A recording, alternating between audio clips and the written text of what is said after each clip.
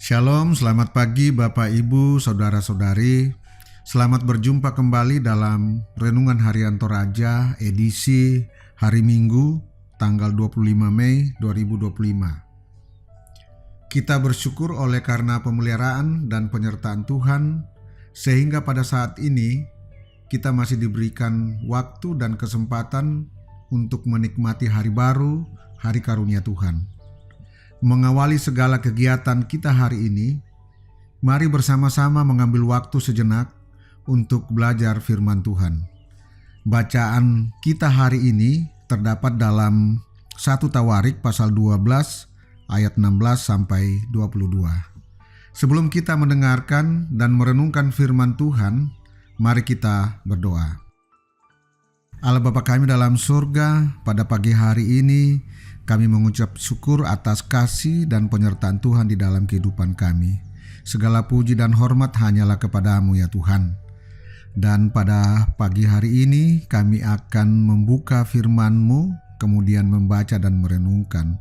Tetapi kami tahu bahwa kami adalah manusia yang penuh keterbatasan. Oleh karenanya Tuhan, kami mohon kekuatan dan penyertaan daripada-Mu melalui Roh Kudus, sehingga kami dapat mengerti, bahkan dapat merenungkan firman ini dengan baik ya Tuhan. Inilah doa, permohonan dan ucap syukur kami. Di dalam Yesus Kristus kami berdoa. Amin. Bacaan kita dari 1 Tawarik pasal 12 ayat 16 sampai 22 berbunyi demikian. Sebagian dari Bani Benyamin dan Yehuda datang kepada Daud di kubu itu. Lalu keluarlah Daud menyongsong mereka. Berkatalah ia kepada mereka, "Jika kamu datang kepadaku dengan maksud damai untuk membantu aku, maka aku rela bersekutu dengan kamu. Tetapi jika untuk menyerahkan aku dengan tipu muslihat kepada lawanku, sedang aku tidak melakukan kelaliman, maka biarlah Allah nenek moyang kita melihat itu dan menghukum kamu." Lalu roh menguasai Amasai, kepala 30 orang itu. "Kami ini bagimu, hai Daud, dan pada pihakmu, hai anak Isai. Sejahtera, sejahtera bagimu, dan sejahtera bagi penolongmu. Sebab yang menolong engkau ialah Allahmu." Kemudian Daud menyambut mereka dan mengangkat mereka menjadi kepala pasukan.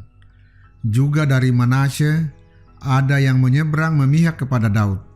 Ketika ia bersama-sama orang Filistin memerangi Saul, sebenarnya ia tidak menolong mereka, sebab setelah mengambil keputusan raja-raja kota orang Filistin itu, menyuruh dia pergi. Katanya, "Mungkin dengan taruhan kepala kita, ia menyerang memihak kepada tuannya Saul." Pada perjalanannya ke Siklak, sebahagian dari suku Manasye, Adna, Yosabat, Yediael, Mikael, Yosabat, Elihu, dan Siletai, kepala-kepala pasukan 1000 suku Manasye menyeberang memihak kepadanya. Mereka ini membantu Daud melawan gerombolan, sebab mereka semua adalah pahlawan-pahlawan yang gagah perkasa dan kepala dalam tentara. Dari hari ke hari orang datang kepada Daud untuk membantu dia, sehingga mereka menjadi tentara yang besar seperti bala tentara Allah. Amin. Judul renungan kita pada pagi hari ini yaitu pertolongan Tuhan selalu tepat waktu. Pada zaman sekarang ini, sosial media adalah salah satu wadah untuk berinteraksi dengan rekan kerja ataupun keluarga. Lewat alat komunikasi ini, banyak tawaran fasilitas atau aplikasi yang memudahkan untuk bekerja dan menjalin relasi dengan orang lain. Seperti halnya media sosial lewat aplikasi FB dan IG dan lain sebagainya. Demikian halnya yang dialami oleh Daud dalam pembacaan kita pada saat ini, bahwa ketika ia berada di Siklak, banyak orang yang mengikuti Daud dan bergabung dengannya untuk berperang. Namun, Tentu tidak jarang orang yang mengikuti Daud mempunyai maksud lain untuk tujuan diri sendiri. Daud telah berpesan bahwa jika mereka hanya ingin menyerahkan Daud dengan tipu muslihat kepada lawan, maka biarlah kiranya Allah nenek moyang melihat itu dan menghukum kamu, yaitu di dalam ayat 17. Mengapa banyak tentara atau suku-suku yang ikut bergabung dengan Daud?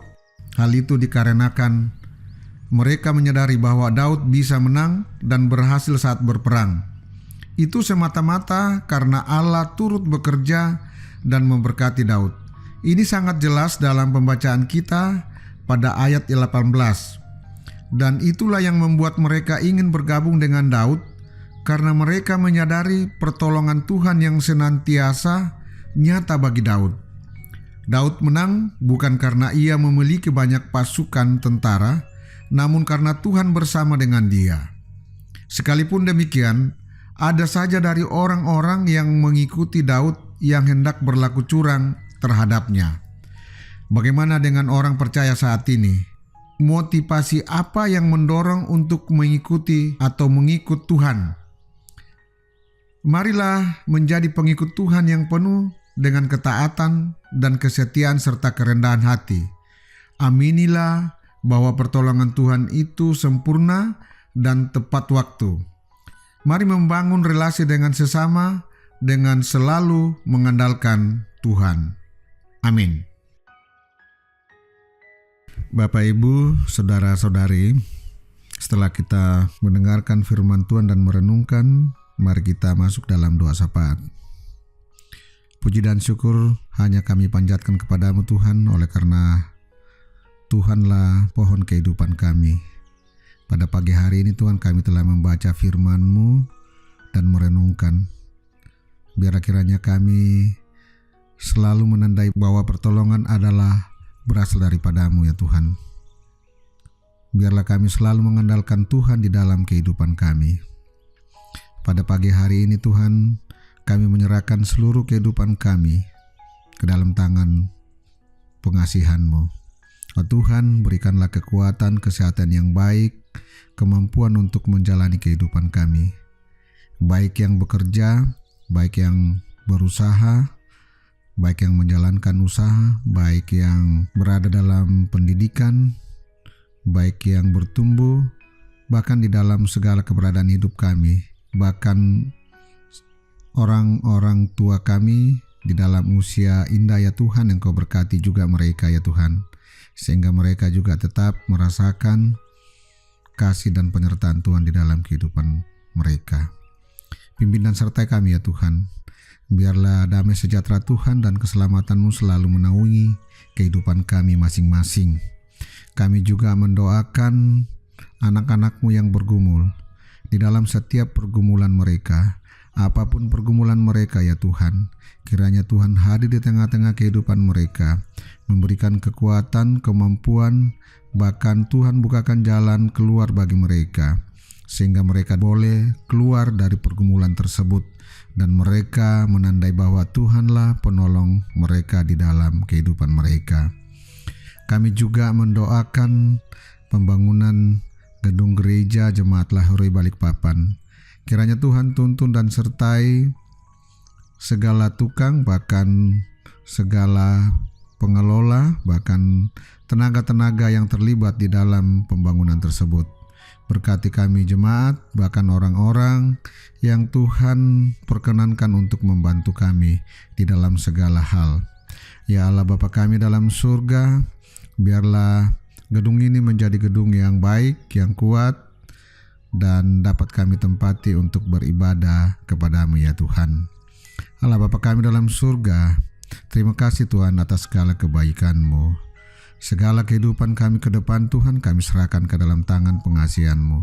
Biarlah Tuhan yang menjadi penolong, pelindung kami.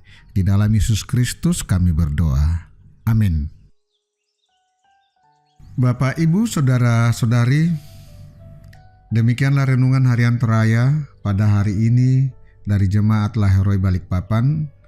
Kiranya kita semua tetap setia mendengarkan firman Tuhan dan senantiasa diberkati oleh Tuhan dalam menjalani hari-hari kehidupan kita.